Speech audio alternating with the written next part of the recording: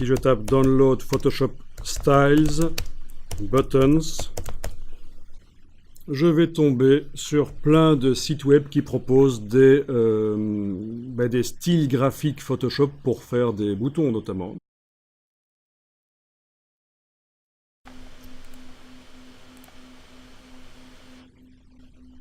Vous connaissiez les styles Photoshop. Donc plutôt que de réinventer la roue, vous pouvez démarrer de ça. Ok, où est le bouton Download ici? Il est là. Il faut vraiment s'adapter chaque fois. Donc, il me demande d'enregistrer le fichier, j'enregistre le fichier. Le voilà, c'est donc un fichier RAR. C'est une manière de compresser les fichiers, le RAR. Hein. Ceux qui sont sur PC connaissent assez bien, ceux qui sont sur Mac un peu moins, parce qu'en fait, pour arriver à décompresser un fichier RAR sur un Mac, il faut installer un logiciel gratuit. Notamment, il y a SimpliRAR qui permet de faire ça, je pense. Voilà, SimpliRAR. Ou RAR Extractor Lite, voilà, ce sont deux logiciels de décompression d'archives.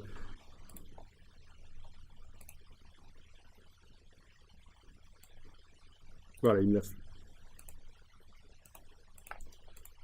Il m'a extrait le fichier PSD avec les boutons qui étaient dans l'archive RAR et le ASL. Donc c'est deux manières d'amener ça dans Photoshop. J'ouvre ça dans Photoshop, je vais ouvrir le PSD dans Photoshop.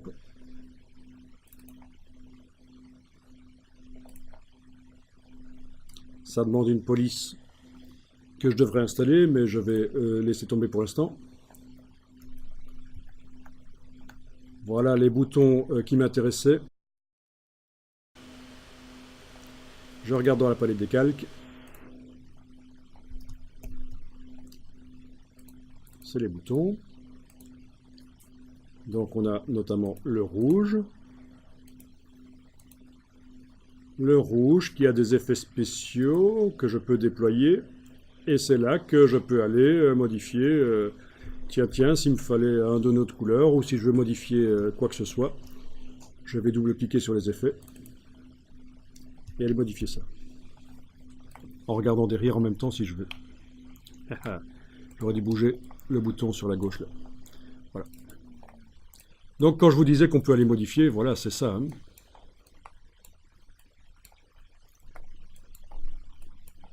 Voilà, par exemple, je suis en train de modifier le bouton. C'est ça l'avantage par rapport à aller chercher l'image d'un bouton sur le web.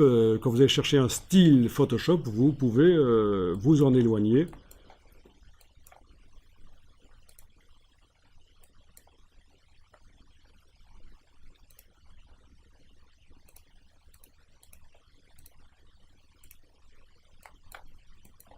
Et ça devient donc du Photoshop en fait. Hein. Ok, etc., etc. D'accord? Très intéressant, les styles Photoshop. Je ferme l'image. Chaque site va vous proposer des choses différentes. Ce site-là vous propose deux choses. Un fichier Photoshop avec des objets qui utilisent des styles. C'est ce que je viens d'ouvrir. Et aussi un fichier ASL que je peux charger dans la palette des styles graphiques de Photoshop. Donc les deux manières de faire sont valables. Je vous montre, je vais dans la palette des styles graphiques de Photoshop, menu fenêtre style, menu fenêtre style. Voilà les styles graphiques de Photoshop, qui proposent déjà toute une série de boutons, avec encore plein d'autres accessibles par le menu ici. Mais ce que je fais ici, c'est charger des styles. Charger des styles, et c'est le fichier ASL que je suis allé chercher, télécharger, que je vais charger. C'est le seul qui est accessible, vous voyez, les autres sont grisés. Adobe Style. Et là, ils sont là. D'accord? À partir de là, quand je crée n'importe quoi comme fichier dans Photoshop, voilà un fichier que je vais créer, mais quand même un peu plus gros que ça.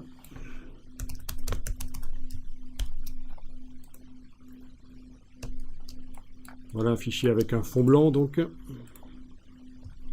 suis obligé de travailler avec un fond transparent, sinon mon bouton sera carré, logique, hein.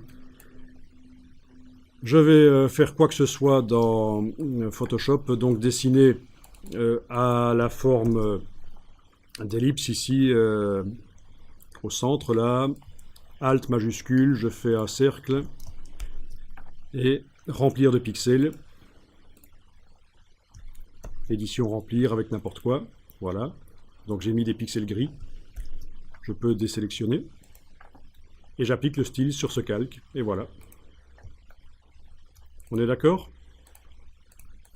Et bien sûr, ça peut être un bouton de n'importe quelle forme. Voilà le lasso, je crée un nouveau calque, je fais n'importe quelle forme au lasso, je remplis de pixels, c'est important, parce que c'est sur les pixels que le style se met, pas sur la sélection. Je désélectionne quand c'est fait, j'applique le style, et voilà.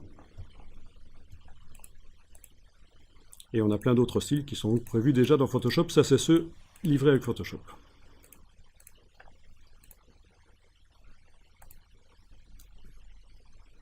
Et là, je suis allé chercher une palette spéciale avec des boutons.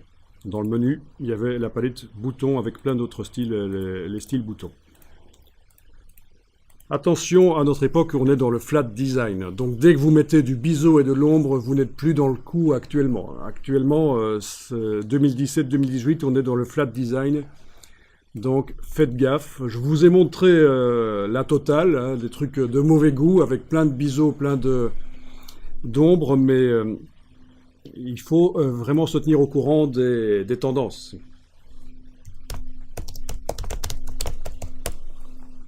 Et pour ça, vous avez des groupes sur Facebook et sur LinkedIn, etc., qui vous expliquent le flat design. Voilà, j'ai juste tapé ici dans Google Web Flat Design et vous voyez ce qui est actuellement tendance. Vous n'allez pas trouver de relief. C'est vraiment, on est dans le plat. Ça vous dit quelque chose, ça, évidemment, hein, vous voyez ça tous les jours. Donc, oui, on passe à autre chose. Il y a déjà les tendances de 2018 qui apparaissent, mais voilà, il faut faire gaffe à ça. On fait des choses qui nous plaisent, mais il y a aussi ce qui est tendance actuellement, il faut y penser absolument. Je tenais à préciser que je vous ai montré plein de choses avec des biseaux et des ombres et des choses de mauvais goût, mais faites gaffe. C'est juste pour la technique, en fait, hein. En fait, c'est plus facile qu'avant. Vous faites du flat design, c'est simple, c'est sobre.